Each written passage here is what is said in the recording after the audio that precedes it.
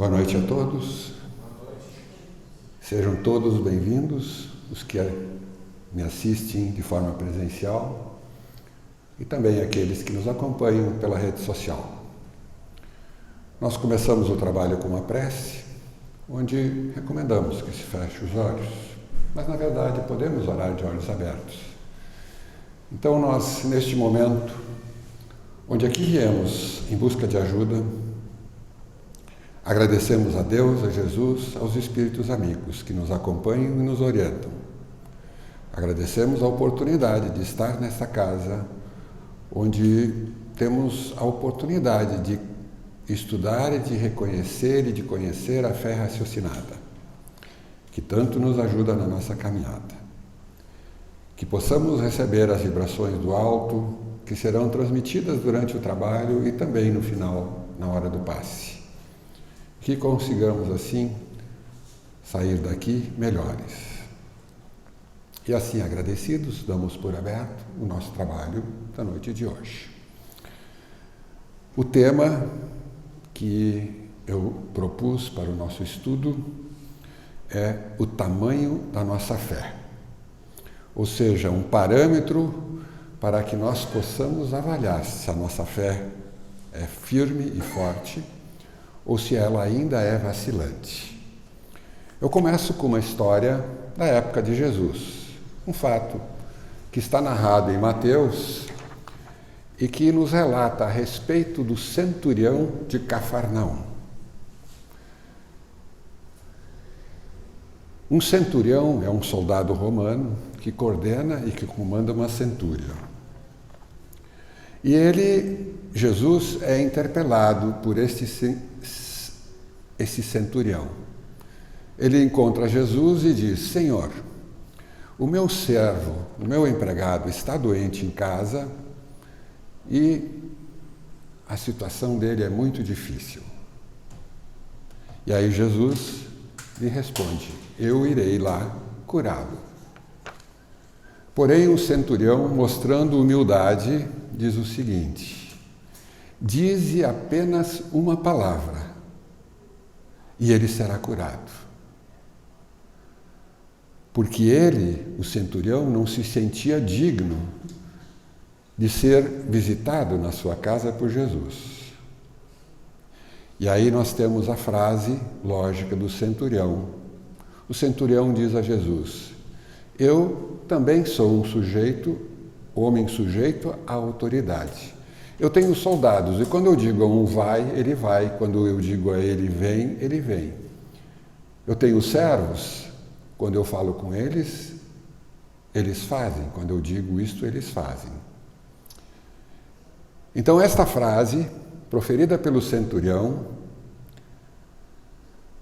faz com que Jesus diga a seguinte frase: eu jamais vi tamanha fé, nem mesmo em Israel, nem mesmo entre os apóstolos.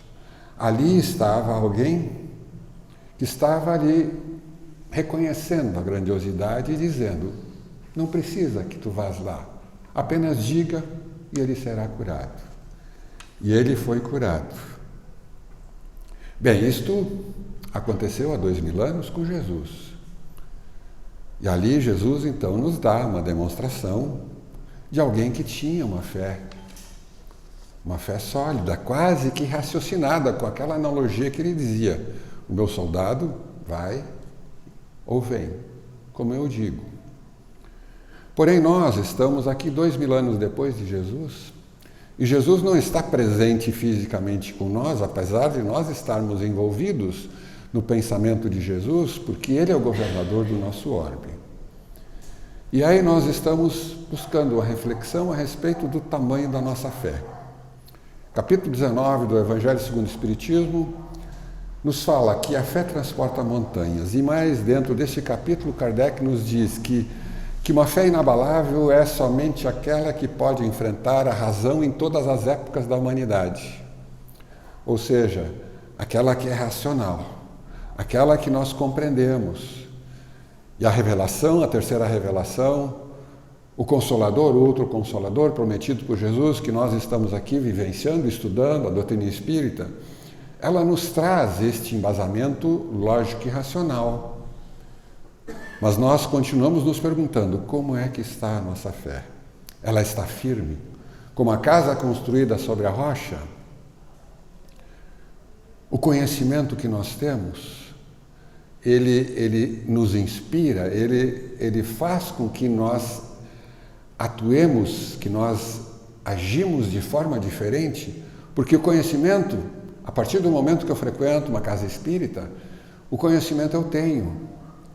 Mesmo que eu seja frequentador eventual, mas os trabalhadores da casa, nós estudamos a doutrina, nós temos a ciência do Deus, inteligência suprema, causa primeira de todas as coisas, que rege o universo e que tem as leis perfeitas. E a doutrina nos traz as leis da reencarnação, por exemplo, que nos explicam que nós somos seres imortais, que nós já fomos e viemos e estamos em múltiplas viagens aqui realizando o nosso crescimento espiritual. Nós sabemos da lei de causa e efeito, das nossas atitudes, daquilo que nós fazemos no bem e se reflete em nós. E quando nós não cumprimos a lei do ensinamento maior, nós infringimos em dívidas que um dia nos serão cobradas. Nós sabemos da imortalidade da alma, sabemos que nós somos espíritos imortais e que a vida continua. Nós sabemos que os espíritos se comunicam conosco. Nós sabemos das muitas moradas da casa do meu Pai que Jesus falava. Crede em Deus e crede em mim. Há muitas moradas na casa do meu Pai. Então, nós temos o conhecimento. E aí nós voltamos a nos perguntar: saber tudo isto é suficiente? E aí eu busco a ajuda de um apóstolo de Jesus. Não está no Evangelho segundo o Espiritismo. É Tiago, 2,26. Ele diz o seguinte: um corpo que não tem espírito está morto. Assim também, a fé sem obras é cega. Ou seja, a nossa fé, a medida da nossa fé será avaliada pelas obras, pelas nossas obras.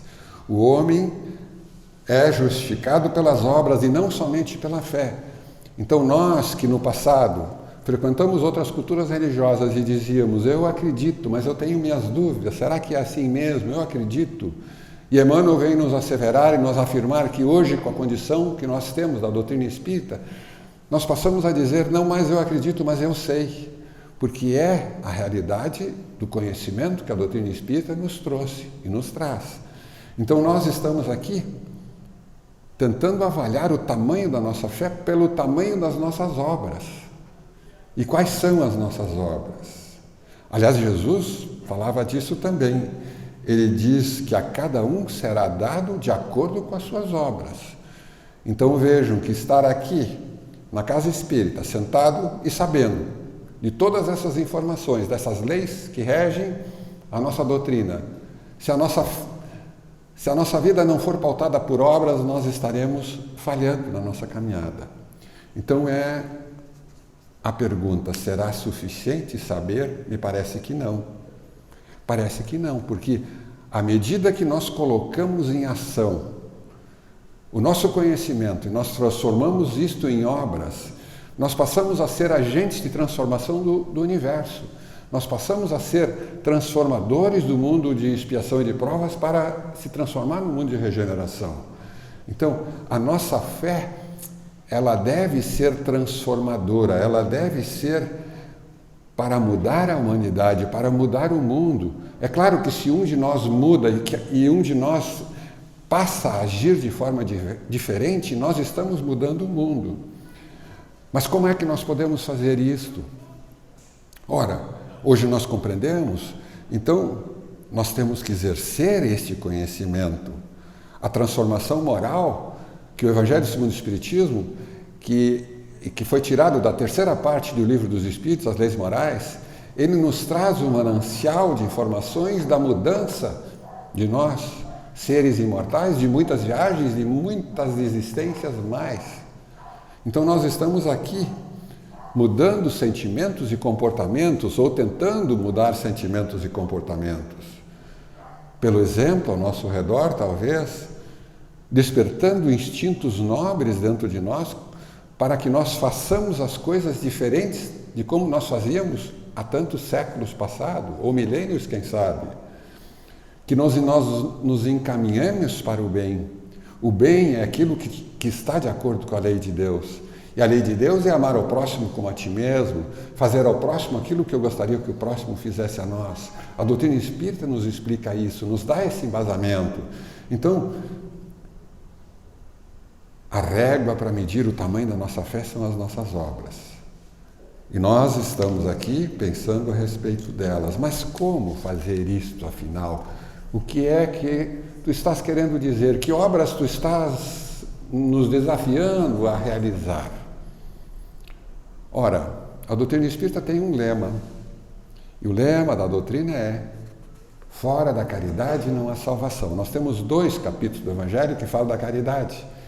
E ali está escrito o ensinamento que a caridade é o instrumento de mudança e nós não conseguiremos a ascensão e o crescimento espiritual sem o exercício da caridade, que nada mais é do que o amor posto em ação.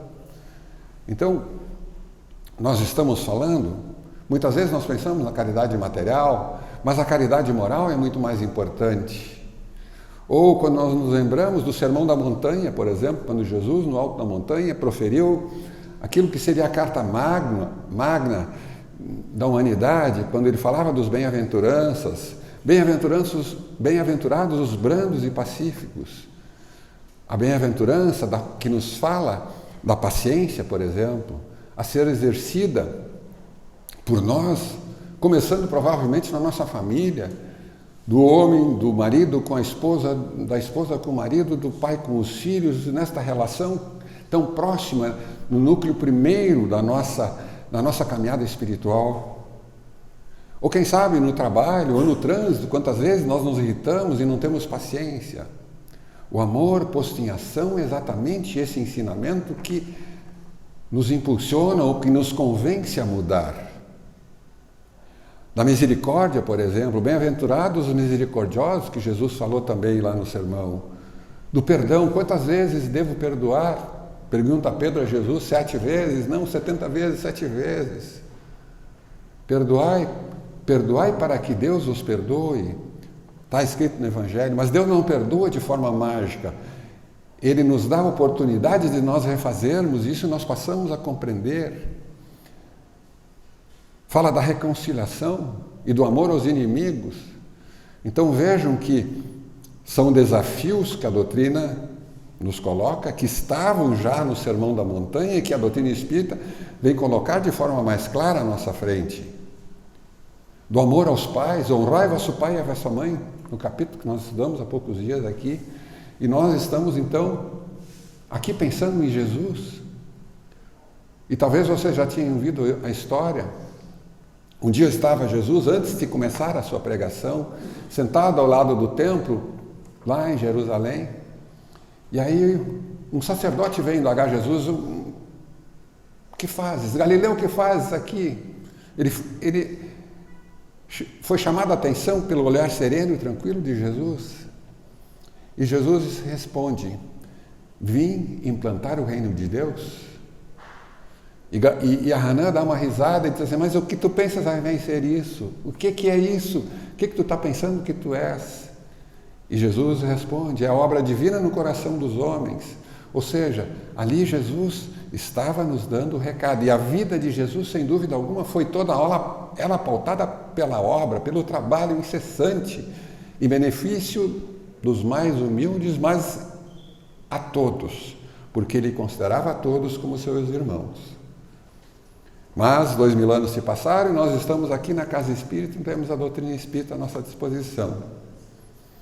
E talvez a obra mais importante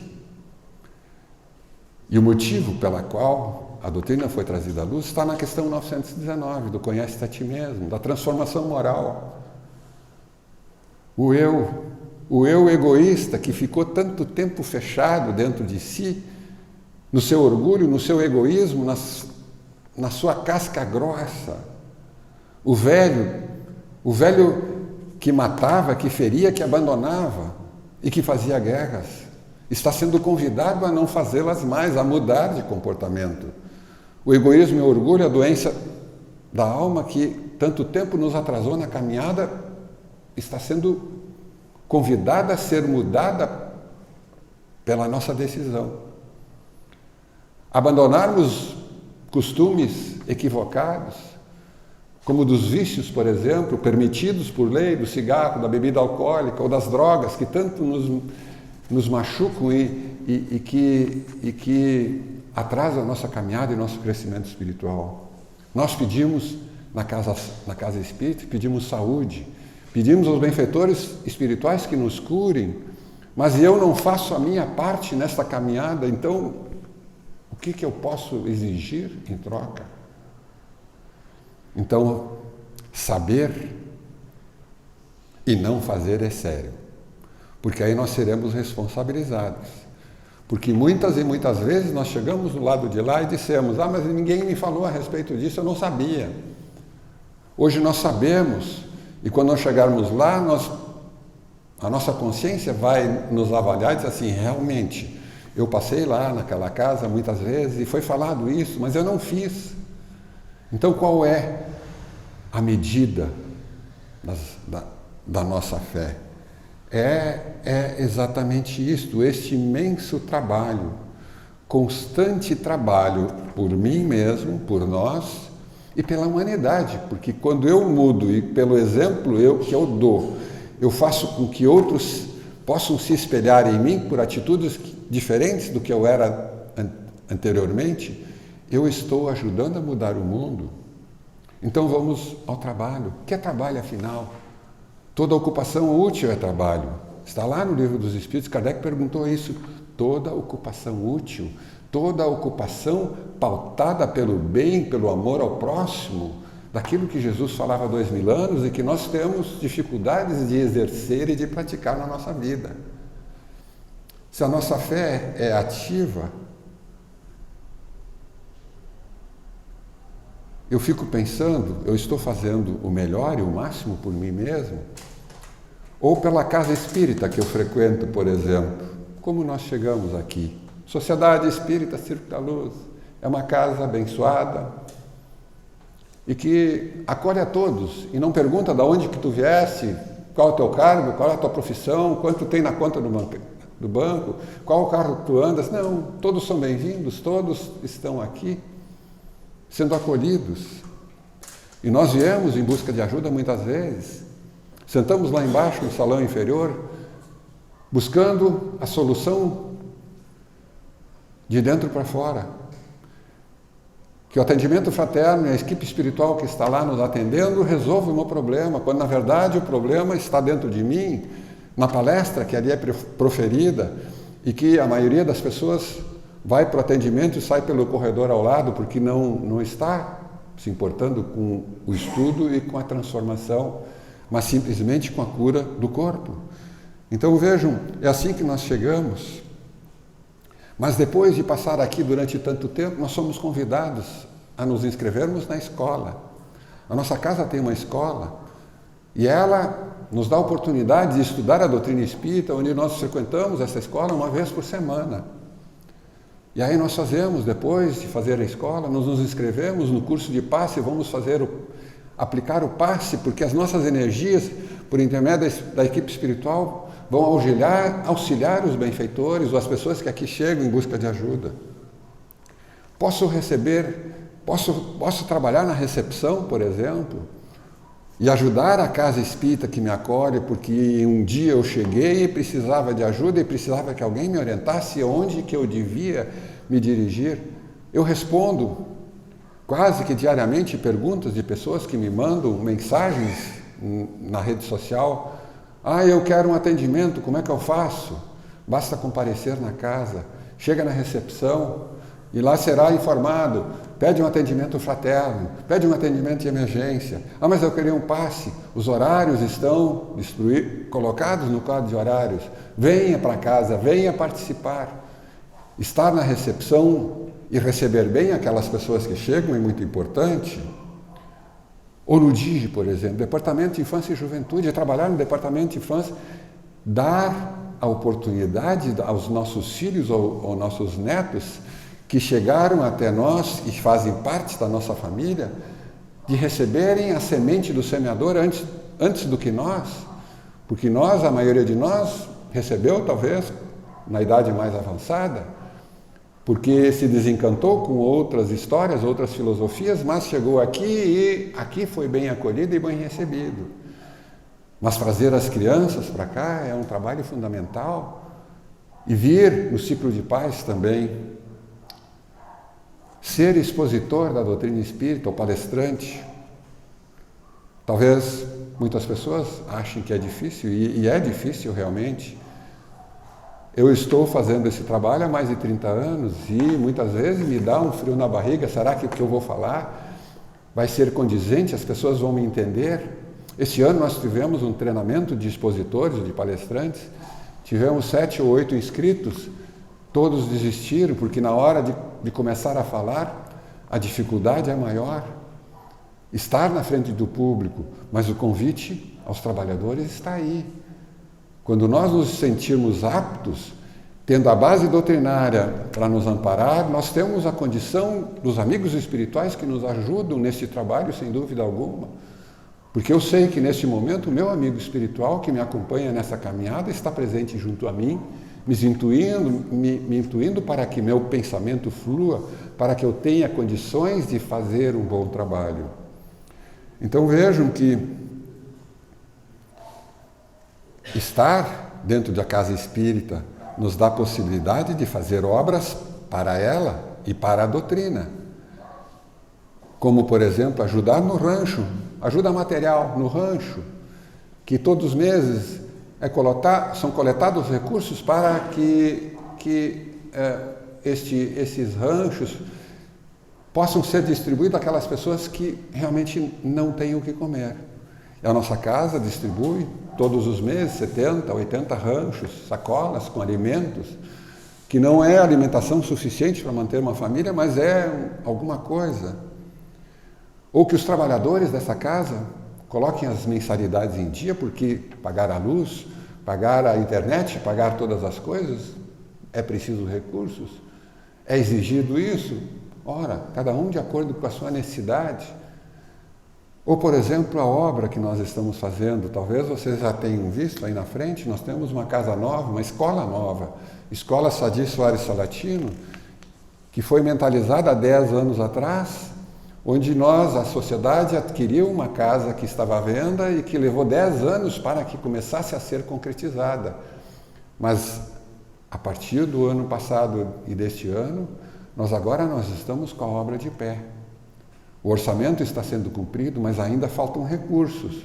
Aquelas pessoas que tiverem disponibilidade de qualquer valor, podem contribuir. Ah, mas é obrigado? É claro que não é obrigado a nada. É obrigado simplesmente a vir aqui e se modificar. E nem isso é obrigado, porque muitas vezes nós temos trabalhadores que frequentam essa casa durante anos e um dia, quando são testados na sua fé, eles dizem, não deu, não aguento mais, eu vou me embora. Não me atende, não me ajudam, não resolve. Então nós estamos aqui tentando medir o tamanho da nossa fé, e é pela obra que ela será medida. Vou contar uma breve passagem onde Chico, um dia, chegou na casa espírita, lá onde ele trabalhava, e tinha uma multidão lá que queriam tomar passe. Todo mundo tinha que tomar passe. Aí Chico olha aquela multidão e ele pergunta, o que querem essas pessoas? O que eles estão querendo? Ah, eles querem tomar o passe. Aí Chico diz para eles não precisam de passe, eles precisam de uma pá, eles precisam trabalhar, não estão trabalhando o suficiente, é preciso exercer o trabalho. E eu volto, como é que é a nossa fé? Com obras ou sem obras? Fé por vibrações, por exemplo. Existem estudos quando pessoas, ou grupo de pessoas, e quanto maior for este grupo, que fizer vibrações positivas de prece, a favor da paz, por exemplo, a favor das coisas da mudança do mundo, isto age sobre o planeta. Isso funciona. Com preces para os doentes, por exemplo, foi testado estatisticamente, as pessoas que fazem e recebem as vibrações das preces são auxiliadas. Então nós podemos fazer isso, nos engajar nesses movimentos. Porém, botar o coração, o sentimento. Meditação e prece combate a violência, muda o mundo. Mas a nossa fé, para ser proveitosa, tem que ser ativa. Ou, como diz o apóstolo Paulo na famosa carta, entre a fé, a esperança e a caridade, a mais importante é a caridade. Ou seja, se a minha fé é raciocinada, eu sei, eu compreendo, mas eu não faço, eu estou deixando a lacuna da minha vida em branco. Então nós estamos aqui sendo convidados a medir a nossa fé, a medir o que é que nós estamos fazendo por nós mesmos e pelo mundo. Mas, para concluir, e eu estou falando de fé e de obras, e muitas vezes nós somos espíritas, e os espíritas são minoria no mundo. Nós somos uma pequena parcela. No Brasil, onde a fé da doutrina espírita foi implantada, mesmo assim nós somos uma minoria. A grande maioria são as outras culturas religiosas. E muitas vezes nós os olhamos e dizemos com certo desdém: ah, mas é uma fé cega, eles acreditam que basta dizer eu acredito em Jesus e eu estarei salvo. Isto é fé cega, e o Evangelho aqui fala na fé cega. Porém, eu estava hoje, meu esquema já estava pronto, minha palestra. Eu estava almoçando e pensando a respeito do que eu ia falar hoje à noite. E de repente, provavelmente, meu amigo espiritual disse assim: mas quantas vezes tu falas dessas pessoas que são de outras culturas religiosas, com certo desdém, e até reclamam que a fé é cega, mas e as obras que eles estão fazendo? Não vou falar nem de Madre Teresa, que fez uma obra fantástica e que deixou um exemplo, era católica. Mas busquemos multidões de pessoas que não são espíritas e que estão em outras culturas religiosas, que vão no presídio tentando convencer e ensinar os ensinamentos do Evangelho, os ensinamentos de Jesus para os presidiários. E os presidiários mudam de comportamento, passam a agir de forma diferente. Eu não lembro, não conheço nenhum grupo espírita que vai em algum presídio, mas evangélicos eu sei, tem diversos. Tem outros que vão nos hospitais e que fazem teatro mas são praticantes da fé cega. Mas a obra que eles estão fazendo é grandiosa, então nós não podemos desdenhar, nós não podemos falar mal nem diminuir, porque onde houver amor em ação, ali estará Jesus. Então a medida da nossa fé e o convite que nós fazemos a todos, inclusive a mim, para que nós multipliquemos as obras, para que nós passemos a fazer o bem de forma mais constante. Eu tenho um amigo que diz assim: mas esse é o meu limite, eu não consigo ultrapassar, é o máximo que eu consigo. Bom, cada um de acordo com o seu máximo.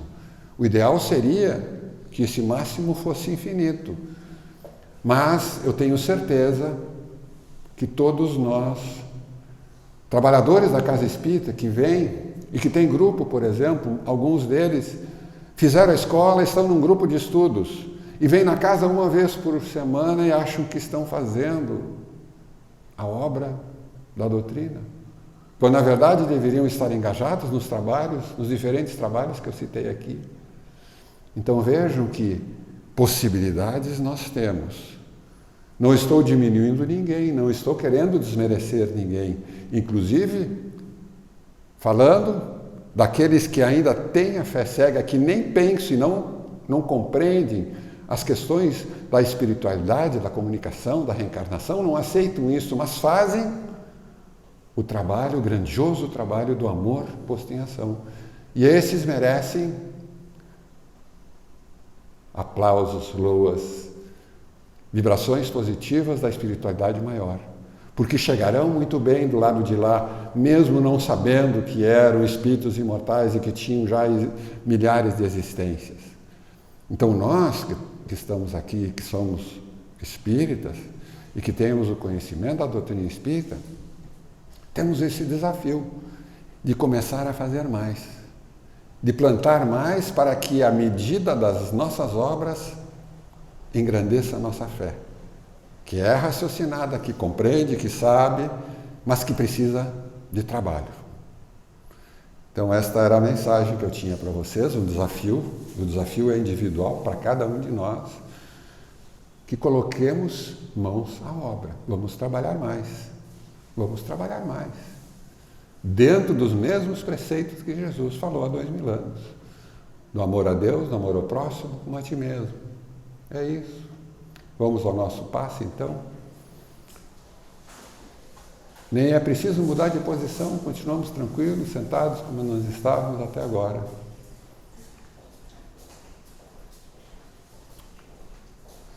E nesse momento, então, com a presença dos benfeitores espirituais aqui junto a nós, nós pedimos a eles que façam cair sobre nós as pétalas luminosas de amor, daquilo que Jesus falava, daquelas energias que reenergizam, que revigoram e que nos dão forças. Que elas possam cair sobre nós e nos dar forças para continuar em frente. Que elas possam nos auxiliar a superar os percalços que ainda enfrentamos, porque ainda somos imperfeitos. Que hoje chegamos, daqui a uma semana voltamos. E que continuemos nessa tarefa de construir o mundo novo dentro de nós. O mundo do amor, do mundo da bem-querência, da bem-aventurança, daquilo que Jesus falou há 2000 anos e que a doutrina espírita então nos traz de forma clara e racional, porque hoje nós compreendemos. Então, desta forma, nós somos gratos, porque recebemos um instrumento para avaliar o quão forte é a nossa fé. Muito obrigado aos amigos da espiritualidade superior, o passe foi aplicado. Que Jesus acompanhe a todos. Que assim seja.